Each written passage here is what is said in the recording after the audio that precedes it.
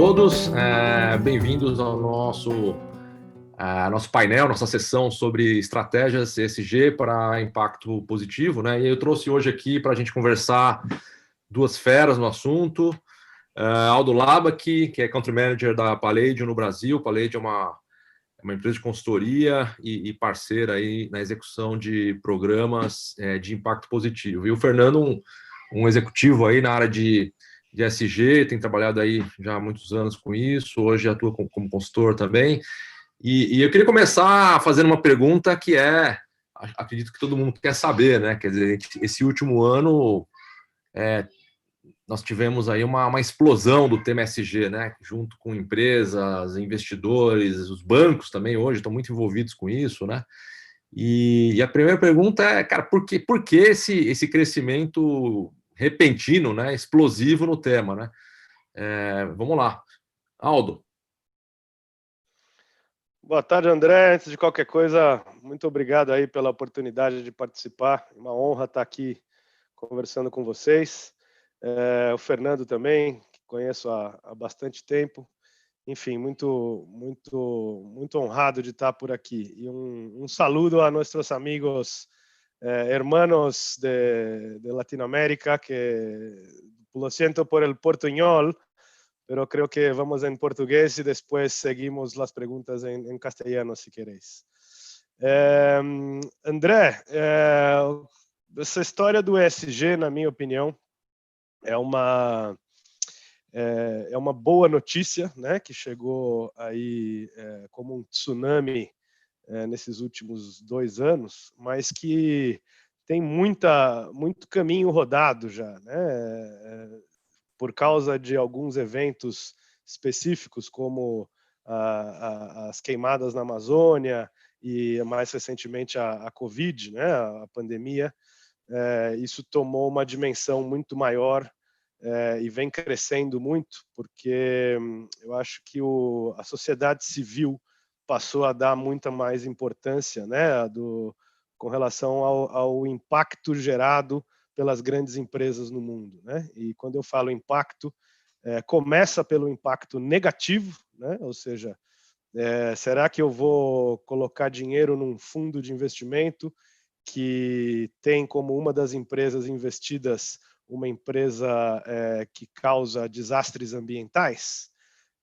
Será que eu vou investir dinheiro num fundo onde tem empresas de tabaco, né?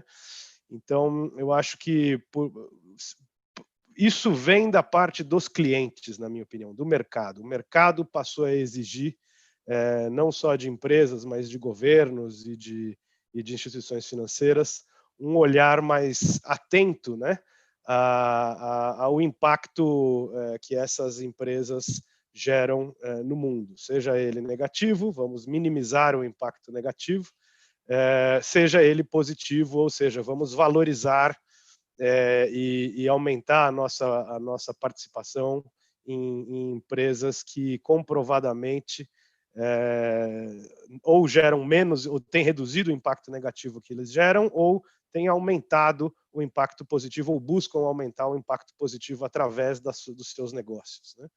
E eu acho que é uma notícia muito boa que isso vem acontecendo, mas que precisa ser traduzido, na minha opinião, em práticas efetivas, né, por parte das empresas, não só o chamado greenwashing ou social washing, né, para inglês ver, como a gente diz no Brasil. E tem também que, como já tem sido demonstrado por vários estudos, tem que mostrar que o retorno financeiro de ações de empresas que respeitam e praticam, né, as práticas ESG, trazem um alfa maior do que aquelas que não. Eu acho que esse é o segunda perna de tudo isso, né? Se você, no final das contas, o retorno financeiro gerado está abaixo daquelas empresas que não praticam isso, pode ser um problema para perpetuar essa onda ESG que a gente está vendo aí no mercado, não só no Brasil, como na América Latina e no mundo inteiro. Fernando, alguma... Primeiro, boa tarde a todos. Aldo, obrigado pelo convite de estar aqui compartilhando. Acho que complementar, ela não, ela está atingindo nós. Fernando, tua ligação está bem ruim. Tua conexão está falhando. Não sei se é só para mim. Estou agora aqui na América do Sul, de uma forma mais... Oi, melhorou? Voltou? Tirar o vídeo melhor, acho. Eu não sei se acho que se você tirar o seu vídeo, melhora a conexão, hein? Vamos lá. Eu tô... Aí melhorou. Então, esse movimento, ele aconteceu... tem alguns marcos, vai. O ano passado teve o Business Roundtable com 181 CEOs, que eles fizeram toda uma discussão de que hoje o capitalismo não é só stockholders, e sim stakeholders. Então, essa ampliação do S, do ESG, do social, você começar a olhar de uma forma diferente a relação que cada negócio tem com o seu entorno, com os stakeholders, sejam eles fornecedores, sejam eles os colaboradores, os funcionários, os clientes. Então, todo um olhar diferenciado. E, em Davos, no começo desse ano, das 10 principais, os riscos principais que eles colocaram, 8 eram ambientais. Então, um deles era o ser humano não fazer aquilo, ou seja, nós não fazermos as mudanças que precisamos para influenciar as mudanças, reduzir o impacto das mudanças climáticas, e por aí vai. Então, isso tomou uma dimensão que, junto com o New Green Deal, que a Europa realmente está fazendo, está dando um drive de verde para todo o desenvolvimento daqui para frente na Europa, tem todo um esforço da Comunidade Econômica Europeia,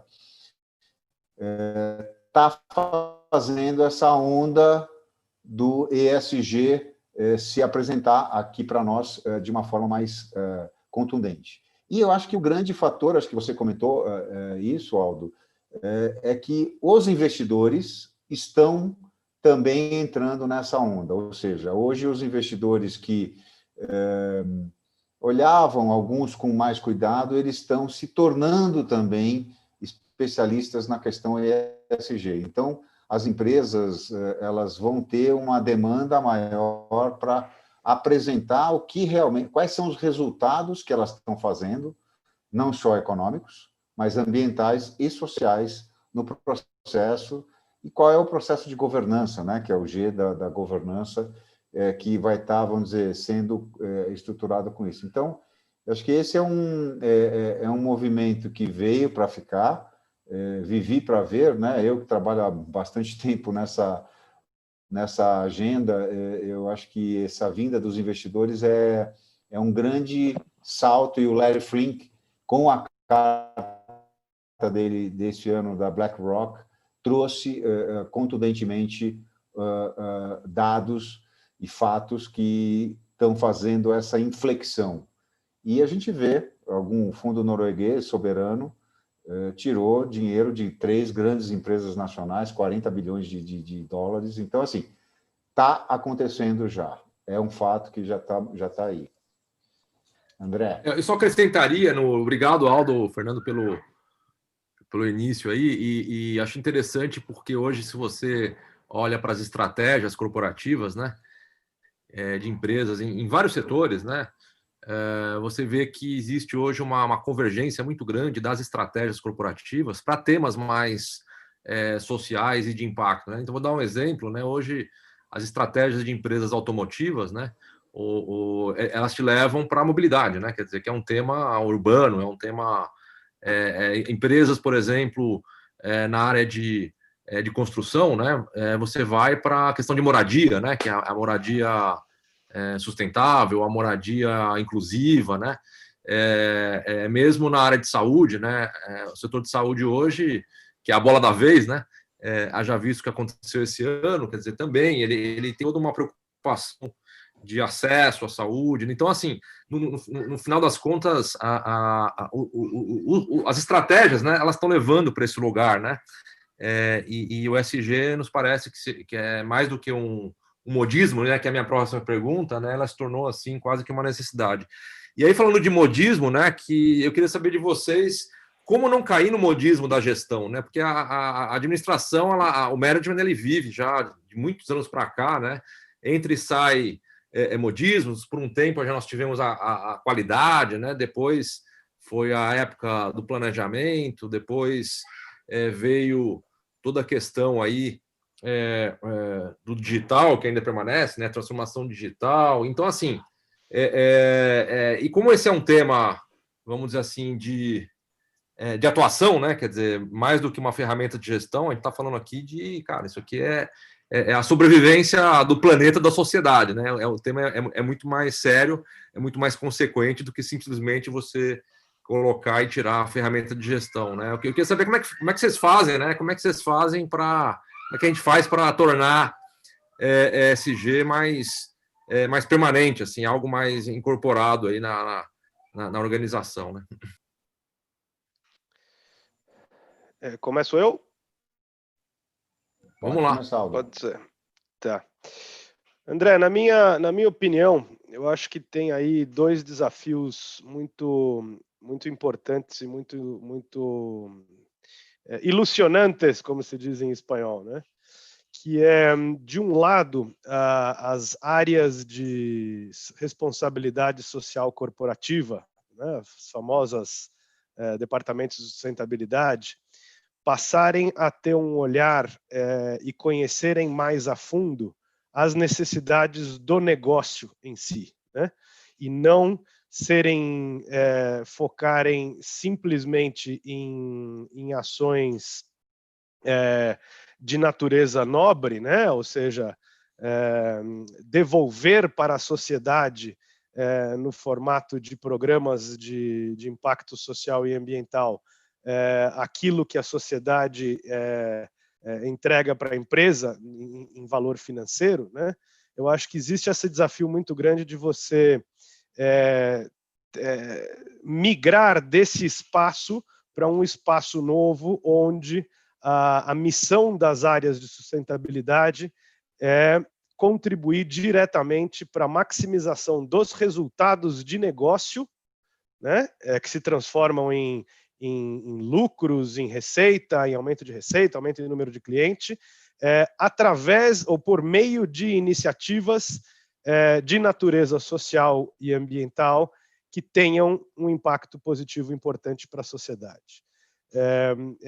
Esse é um dos desafios, eu acho. Ou seja, que esses departamentos e essas unidades passem a entender efetivamente como funciona o modelo de negócios da empresa e como elas podem influenciar esse modelo de negócio para que ele seja mais sustentável, mais inclusivo e gere melhores retornos para o acionista. Eu acho que esse é um desafio.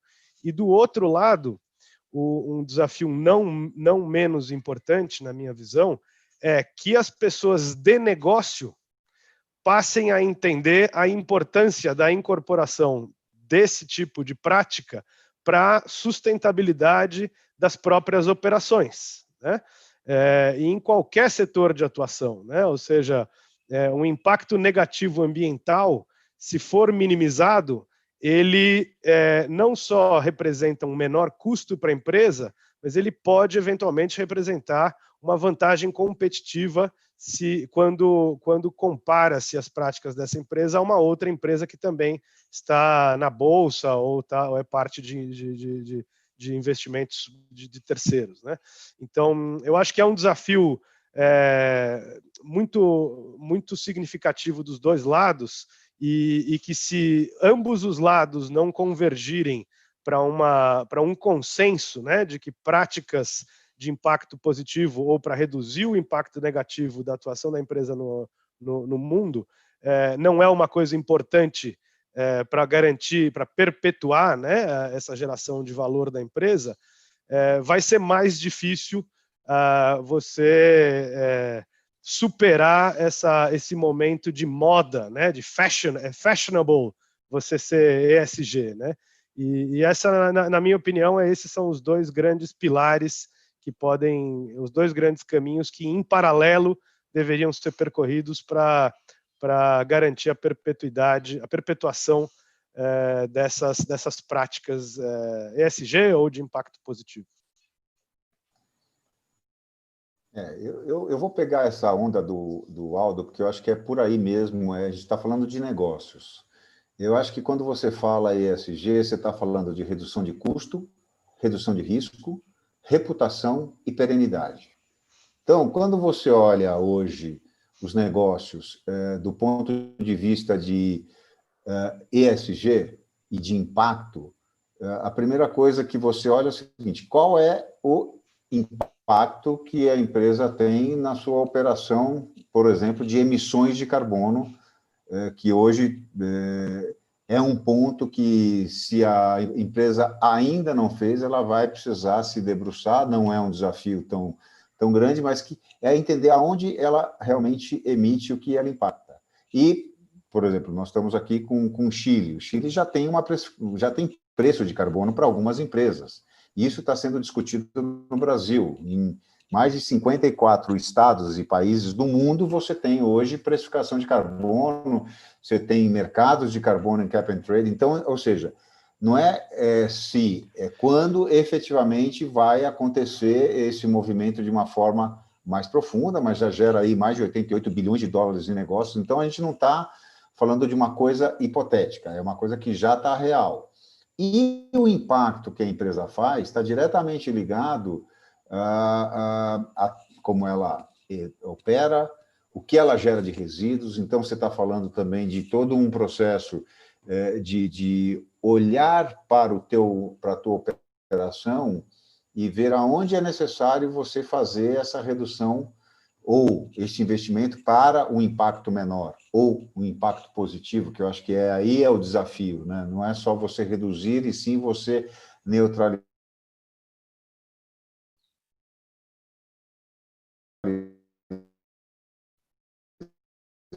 e fazer todo um processo de reformulação da agenda de médio e longo prazo. Claro que tem ações de curto prazo, mas o resultado ele vai vir no médio e longo prazo, e isso é preciso que a alta direção comece a entender essa nova perspectiva que o mercado está falando. A gente está falando de investidores, os investidores institucionais estão também pensando em médio e longo prazo. Então, tem todo um processo de coordenação dessas agendas, não esquecendo que hoje a transparência é fundamental. Hoje, qualquer pessoa tem um celular quase smartphone na mão que pode acessar e receber informações em tempo real sobre qualquer coisa, tipo eleição que a gente está tendo agora, acompanhando como que está acontecendo. E a sua empresa pode ser uma dessas agendas que pode entrar e todo mundo receber. Então, a transparência, a forma como você comunica, como você coloca no seu site. Então, é todo um processo de uma visão estratégica, de uma decisão de propósito, compromissos, metas, do que você realmente está trazendo para o seu negócio de forma consciente e consistente nesses três pilares, né? Isso aí, André. Legal. Eu vou fazer uma pergunta agora sobre execução de estratégias ESG, né? E o que acontece, né? Boa parte das estratégias ESG, elas são muito ambiciosas, né? Elas ajudam a resolver problemas grandes, né? Problemas complexos da sociedade, do meio ambiente, né? E quando você olha para a capacidade efetiva de uma organização, né? Incidir, né? E realmente realizar algum impacto, né? Você fala assim, poxa, eu preciso de parcerias, né? E aí parcerias que envolvem, inclusive, o governo, cara. Tem coisas que você precisa do governo estar junto para poder legislar em cima da tua estratégia, né? Ou colaborar de alguma forma com recursos financeiros, né? Ser facilitador, enfim. A pergunta é como é que você aumenta a probabilidade de impacto, né? Considerando que o problema que você está ajudando a resolver ele é muito maior que a sua capacidade de execução, né? Como é que você lida com isso, né?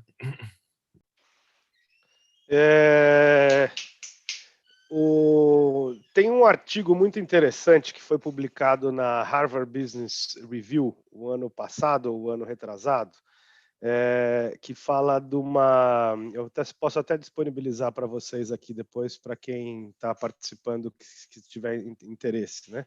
Que é a questão do inclusive growth, né? O crescimento inclusivo.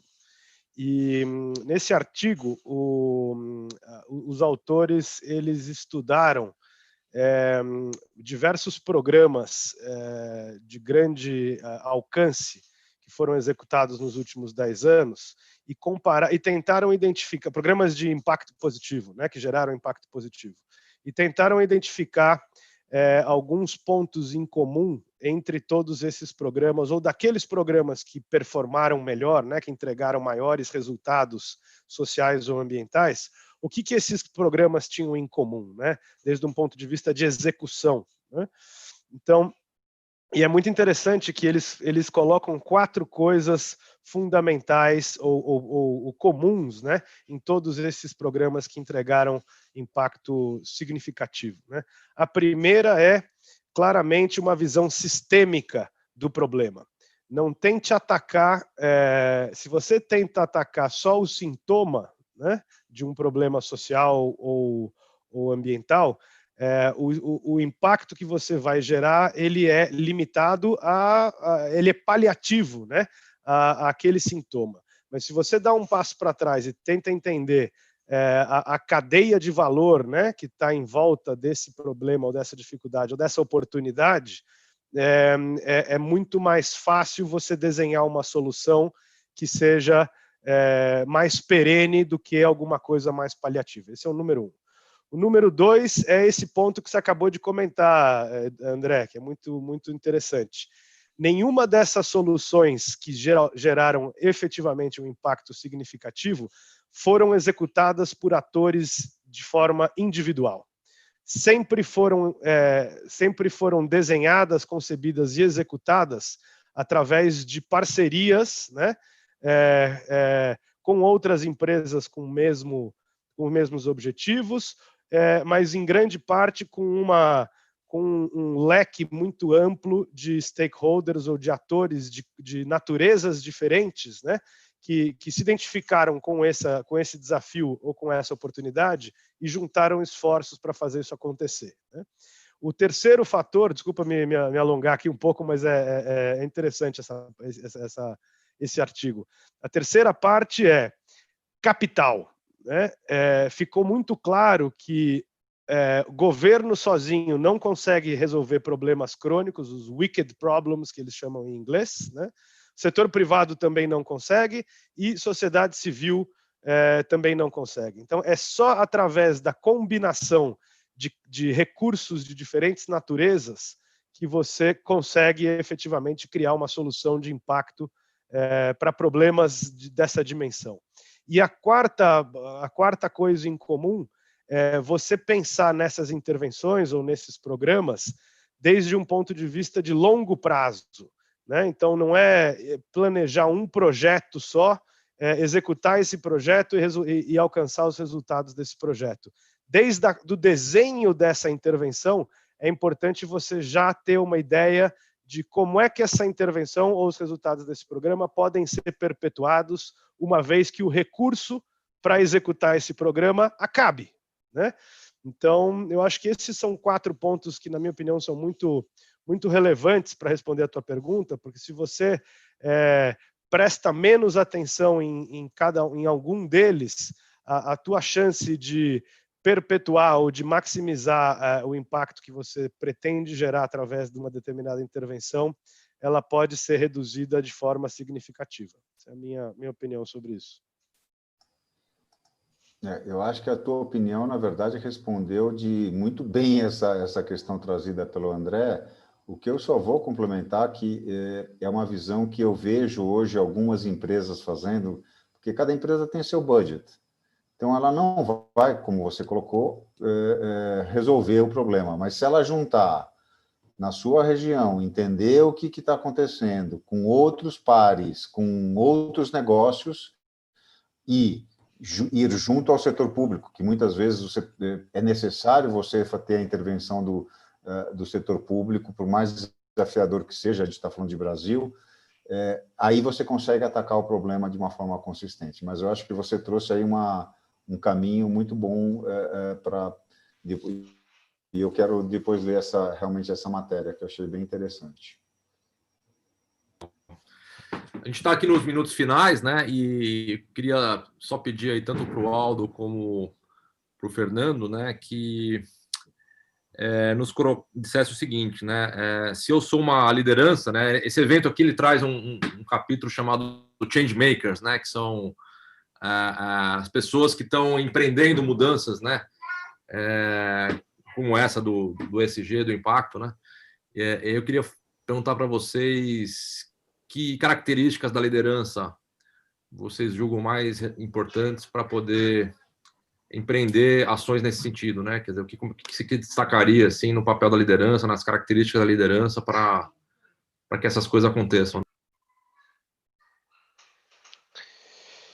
Essa é uma boa pergunta. Em termos de liderança, eu acho que a característica que vai passar a ser muito importante para líderes de grandes empresas nesse novo normal aí, né, de ESG e impacto, é a capacidade de você olhar para fora da empresa, né, olhar para o que está acontecendo nas indústrias de ponta ou nas cadeias de valor que estão conseguindo efetivamente ganhar dinheiro ou aumentar as receitas, né, através da incorporação de práticas de sustentabilidade, de inclusão, e olhar para o teu próprio negócio e estimular os líderes do teu próprio negócio a abrirem um pouco a cabeça para aceitarem a incorporação ou a discussão dessas novas práticas como uma forma de maximizar os seus próprios resultados, né? Então, é difícil materializar isso numa qualidade ou numa característica de um líder, mas eu acho que se pudesse usar uma palavra, talvez, olhar, ter a capacidade de olhar para fora da tua própria empresa e do teu próprio setor, né? E tentar aprender com práticas de outros setores inovadores e que estão na vanguarda desse movimento, para tentar incorporar isso dentro da tua própria empresa. Eu vejo essa uma característica muito importante. Legal. Eu acho que, complementando, existem alguns desafios que os líderes vão ter pela frente que, além desses pontos colocados pelo Aldo, eles olharem para o negócio deles e realmente refletirem, porque o resultado econômico hoje, ele é um parâmetro. Eles vão ter mais 2 parâmetros vamos dizer, a serem considerados, pensando num futuro aí, talvez 5, 10 anos, cada vez mais isso vai estar sendo refletido. Como que vai impactar esse resultado econômico, esses outros 2 resultados, e ter uma empatia por essa mudança, porque é necessário ter uma abertura por parte dos líderes de que esse novo mindset que está sendo hoje muito discutido, ele vai ser o mindset que vai imperar. Por mais resistência que hoje possa existir de alguns lados, da parte econômica e tudo mais, esse é um mindset que ele vai vir, de fato, e entrar nos negócios.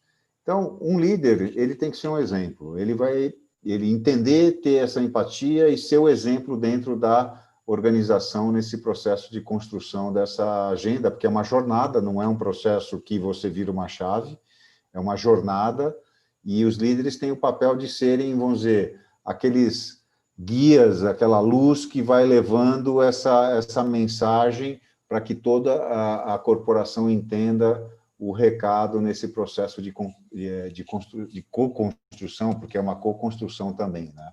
Não se faz mais nada sozinho. Agora há pouco nós tivemos aqui, só para a gente encerrar aqui, né, uma palestra sobre o CEO ativista, né, que é justamente um papel que deve ser, né, cada vez mais requerido aí nos próximos anos, uma vez que o CEO ele vai lidar com problemas crônicos, né, sociais, ambientais, né, e ele vai acabar, como já bem disse o Aldo, né, olhando muito para fora, e mais do que isso, né, ele vai ter que negociar, se articular muito com stakeholders, fazendo coalizões, né, politicamente vai ter que estar muito engajado também. Então, acho que o CEO ativista ele vai estar, vamos dizer assim, no holofote aí de todo mundo, né, pelo jeito, né, pelo jeito. Mais do que ativista, eu diria, você me fez achar a palavra aqui, André, articulador. Eu acho que a capacidade de articulação, né, de CEOs para atrair parceiros e outras entidades, né, outras organizações para, ao juntar esforços com a sua empresa, maximizar o resultado e o impacto numa determinada área, eu acho que isso é fundamental. Só um comentário rápido, André, eu consegui colocar no chat aqui do nossa sessão o link para o artigo que eu comentei, tá? É da Harvard Business Review. Eu não sei se vocês conseguem ter acesso. Caso não consigam ter acesso, eu consigo mandar esse artigo para você depois, André, para você disponibilizar para o resto dos atendentes, tá? Mas está aqui no chat. O Lucas acabou de mandar para todo mundo aí. Mas, poxa, super agradecer o Aldo, Fernando aí pelo tempo de vocês. E essa palestra, esse painel, né, está sendo gravado. E nos próximos meses aí, acho que mais pessoas vão ter oportunidade de ouvir a nossa conversa aqui sobre estratégias ESG. Muito obrigado aí e sucesso a todos nós aí. Imagina, uma honra, André. Obrigado pelo convite e parabéns aí pelo trabalho da Simnetics e o sucesso do fórum que vocês organizaram aí. Uma honra ter sido convidado e participar aqui. Um grande abraço. Obrigado, André. Obrigado a todos aí pelo tempo e vamos seguir em frente. O caminho tá aí pela frente.